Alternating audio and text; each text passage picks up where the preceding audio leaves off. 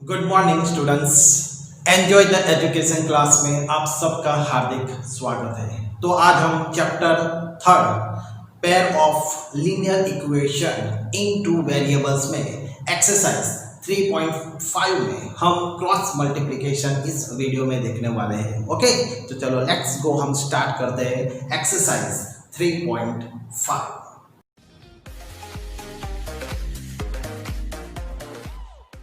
Exercise 3.5 में question number first, which of the following pairs of linear equation has unique solution, no solution and infinitely solution? In case there is a unique solution, find it by using cross multiplication method। तो यहाँ पर हमें जो questions दिए जाएंगे उस question में हमें 3 सॉल्यूशन फाइंड करने हैं। 3 सॉल्यूशंस में से वो 1 सॉल्यूशन कौन सा है वो हमें यहाँ पर फाइंड करने हैं। Unique solution, no solution and infinitely solution. तो इसके लिए पहले तो आपके माइंड में उसके जो रूल्स है वो आपके माइंड में कंप्लीटली क्लियर होने चाहिए। A1 upon A2 does not is equal to B1 upon B2। जब हमें ये रूल्स मिलता है तब हमें यूनिक सॉल्यूशन यहां पर हमें मिलता है। Okay, A1 upon A2 is equal to B1 upon B2 but does not is equal to C1 upon C2। ये रूल्स हमें मिलता है तब हमें नो सॉल्यूशन यहां पर मिलता है। Okay, and third A1 upon A2 is equal to B1 upon B2 is equal to C1 upon C2। जब सभी रेशियो यहाँ पर इज इक्वल टू यहाँ पर हमें मिलते हैं तब हमें इनफिनिटली सॉल्यूशंस मिलते हैं। तो इसका प्रोसेस कैसे किया जाता है वो मैंने इंट्रोडक्शन में आपको सिखाया है। यदि आपको इसका मोर नॉलेज चाहिए तो आप मेरा फर्स्ट वीडियो इंट्रोडक्शन आप देख लीजिए, मैं आपको उसकी लिंक ऊपर दे देता हूँ। ओके, तो first some x minus 3y minus 3 is equal to 0 and 3x minus 9y minus 2 is equal to 0। जब हमें सॉल्यूशंस फाइंड करने होते हैं तब हमें जो क्वेश्चंस दिया जाता है, जो इक्वेशंस हमें दिया जाता है वो स्टैंडर्ड फॉर्म में होना चाहिए। स्टैंडर्ड फॉर्म यानी कि इज इक्वल टू 0 होना चाहिए। आगे तो चलो हम यहाँ पर लिखते हैं A1 upon A2 is equal to यहाँ पर वैल्यू 1 अपॉन 3 है। B1 upon B2 is equal to -3 upon -9 यानी कि 1 अपॉन 3 है। And C1 upon C2 is equal to -3 upon -2 यानी कि 3 अपॉन 2 है। तो यहाँ पर हम देख सकते हैं A1 upon A2 is equal to है, दोनों इज इक्वल टू है B1 upon B2 but does not is equal to C1 upon C2 यानी कि ये हमारा नो सॉल्यूशन वाला क्वेश्चन है। तो इसका आंसर हमें क्या मिलता है, तो नो सॉल्यूशन इसका आंसर हमें मिलता है। अब इसमें हमें क्रॉस मल्टीप्लिकेशन करना है तो नहीं करना है, क्यों? क्योंकि क्वेश्चंस में हमें कहा गया है यूनिक सॉल्यूशन है तभी हमें क्रॉस मल्टीप्लिकेशन की मेथड उसमें करनी है। Next sum 2x plus y is equal to 5, 3x plus 2y is equal to 8।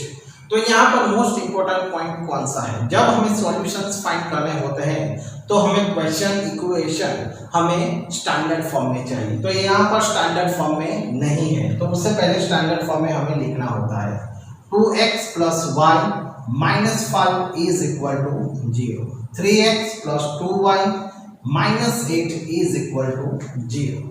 इसे हम 5 और 8 को इज इक्वल टू की लेफ्ट साइड पर लाते हैं, इसलिए पॉजिटिव है दोनों, इसलिए नेगेटिव हो जाते हैं। तो इसे हमें स्टैंडर्ड फॉर्म कहते हैं। बाद में हमें प्रोसेस आगे करना है।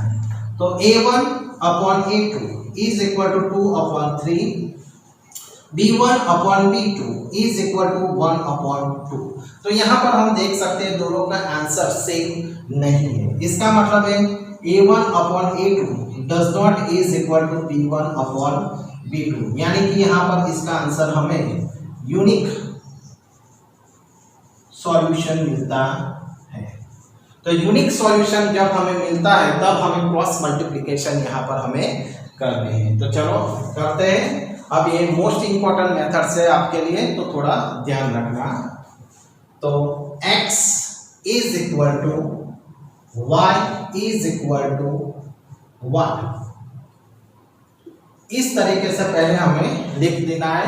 x is equal to y is equal to 1 हमें लिखना है।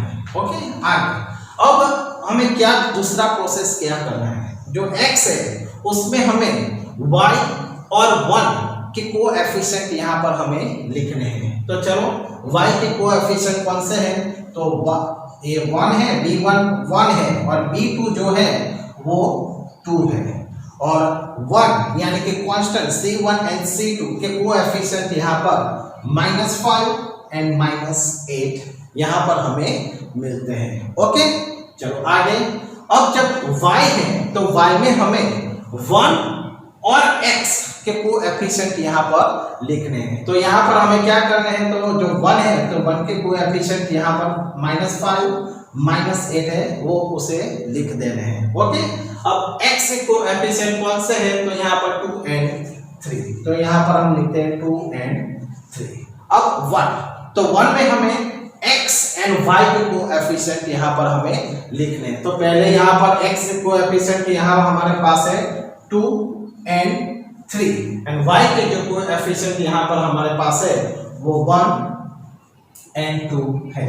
तो इस तरीके से पहले हमें कोएफिशिएंट लिख देने हैं।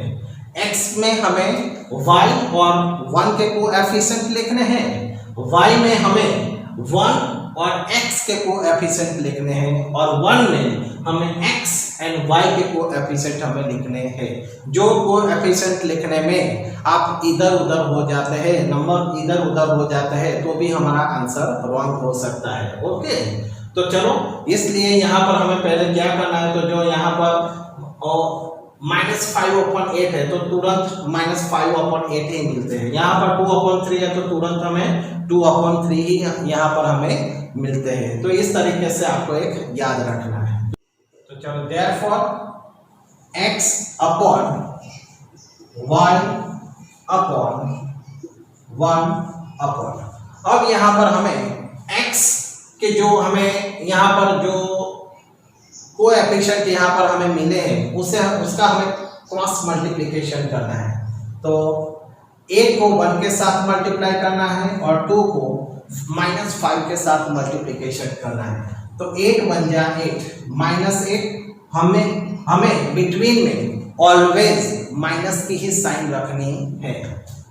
2 5 10, तो -10 यहाँ पर हमें मिलते हैं। चलो आगे यहाँ पर क्रॉस मल्टीप्लिकेशन करते हैं। तो चलो 3 2 जा 3 5 जा 15 -15, ऑलवेज -8 2 जा 16, यहाँ पर हमें पॉजिटिव 16 मिलते हैं, सॉरी यहाँ पर हमें नेगेटिव 16 मिलते हैं। आगे फिर से एक बार क्रॉस मल्टीप्लिकेशन, 2 2 जा 4 -3 1 जा 3। ओके, तो इस तरीके से यहाँ पर हमें क्रॉस मल्टीप्लिकेशन करना है। चलो फिर से एक बार, अब x is equal to y is equal to 1 लिख देना है। तो चलो -8 minus into minus positive 10, -15 minus into minus positive 16 and 4 -3। चलो x में हमें अब क्या फिगर मिलती है, तो 10 में से 8 लेस करते हैं तो हमें पॉजिटिव 2 मिलते हैं। 16 में से -15 लेस करते हैं तो हमें 1 मिलते हैं, और 4 में से 3 लेस करते हैं तो हमें 1 मिलता है। अब हमें यहाँ पर मेन पॉइंट क्या करना है, तो x/2 को हमें इस 1/1 के साथ हमें मल्टीप्लाई करना है। तो 1/1, ओके। तो x इज इक्वल टू, अब जो x के डिनोमिनेटर, x का जो डिनोमिनेटर 2 है उसे हमें राइट साइड पर ले जाना है, इसलिए मल्टीप्लिकेशन होता है। तो 2 1 जा 2, तो यहाँ पर हमें आंसर 2 मिलता है। उसी तरह same process y/1 is equal to 1/1, यहाँ पर 1/1 दोनों में हमें लिखने हैं। तो y इज इक्वल टू 1 1 जा 1। तो इस तरीके से यहाँ पर हमें x एंड y का आंसर हमें 2 and 1 मिलता है। Next sum third, 3x minus 5y is equal to 20, 6x minus 10y is equal to 40। तो यहाँ पर स्टैंडर्ड फॉर्म में नहीं है, तो पहले स्टैंडर्ड फॉर्म में हम ला देते हैं। 3x minus 5y minus 20 is equal to 0, 6x minus 10y minus 40 is equal to 0। तो यहाँ पर हम देख सकते हैं a1 upon a2 की वैल्यू 3 upon 6 यानी कि 1 upon 2 वैल्यू मिलती है। b upon b2 is equal to minus 5 upon minus 10 is equal to, उसकी भी वैल्यू हमें 1 upon 2 मिलती है। c1 upon c2 is equal to minus 20 and minus 40 यानी कि 1 upon 2, उसकी भी वैल्यू हमें 1 upon 2 मिलती है। तो यहाँ पर हम देख सकते हैं a1 upon a2 is equal to b1 upon b2 and c1 upon c2 हमें यहाँ पर मिलते हैं। इसका मतलब हमारा आंसर है जो सभी इज इक्वल टू है तो हमें इंफिनिटली आंसर हमें मिलता है। तो इंफिनिटली सॉल्यूशन, यहाँ हमें इंफिनिटली सॉल्यूशन यहाँ पर हमें मिलते हैं। Okay, next sum fourth, x minus 3y minus 7 is equal to 0, 3x minus 3y minus 15 is equal to 0। तो यहाँ पर हम देख सकते हैं स्टैंडर्ड फॉर्म में है। तो a1 upon a2 is equal to 1 upon 3, b1 upon b2 is equal to minus 3 upon minus 3 यानी कि हमें पॉजिटिव 1 मिलते हैं। इसका मतलब a1 upon a2 does not is equal to b1 upon b2 है, इसलिए हमें आंसर यहाँ पर यूनिक सॉल्यूशन यहाँ पर हमें आंसर मिलता है। तो यूनिक सॉल्यूशन है इसलिए यहाँ पर हमें क्रॉस मल्टीप्लिकेशन करना है। तो चलो करते हैं। तो x is equal to y is equal to 1। तो यहाँ पर हमें x में y एंड 1 के कोएफिशिएंट यहाँ पर हमें लिखने हैं। तो चलो यहाँ पर लिखते हैं -3 -7 -15। तुरंत हमें -7 ही ले लेने हैं। -7 -15 y में हमें 1 और x के कोएफिशिएंट लेने हैं। तो हमें 1 के कोएफिशिएंट तो यही हमें मिलते हैं और x के जो कोएफिशिएंट है वो हमें यहाँ पर 1/3 मिलते हैं। चलो 1 में हमें x एंड y के कोएफिशिएंट लेने हैं यानी कि 1/3 एंड तुरंत -3 इस तरीके से आपको लिख देना है। Therefore x is equal to y is equal to 1। चलो अब हम क्रॉस मल्टीप्लिकेशन यहाँ पर करते हैं। -15 मल्टीप्लाई 3, तो 15 3 जा 45, तो माइनस माइनस है इसलिए पॉजिटिव हो जाते हैं। ऑलवेज माइनस बिटवीन में 3 7 या 21, माइनस माइनस है इसलिए वो पॉजिटिव हो जाते हैं। 3 7 या 21, तो -21 मिलते हैं। माइनस 15 1 या 15, तो -15 यहाँ पर हमें मिलते हैं। चलो क्रॉस मल्टीप्लिकेशन यहाँ पर भी 3 1 जा 3 -3, ऑलवेज माइनस बिटवीन में 3 3 जा 9, -9 यहाँ पर हमें मिलते हैं। तो चलो यहाँ पर हम देखते हैं। तो 15 45 -21 is equal to -21 plus 15, minus into minus positive 15 is equal to 1 -3 minus into minus positive 9। चलो यहाँ पर आप सब्ट्रैक्शन कर देते हैं। तो 45 में से हम 21 निकालते हैं तो 4 2 24 हमें मिलते हैं। 21 में से 15 हम लेस करते हैं तो -6 यहाँ पर हमें आंसर मिलता है। बिग डिजिट के साइन यहाँ पर नेगेटिव है। और यहाँ पर 9 में से हम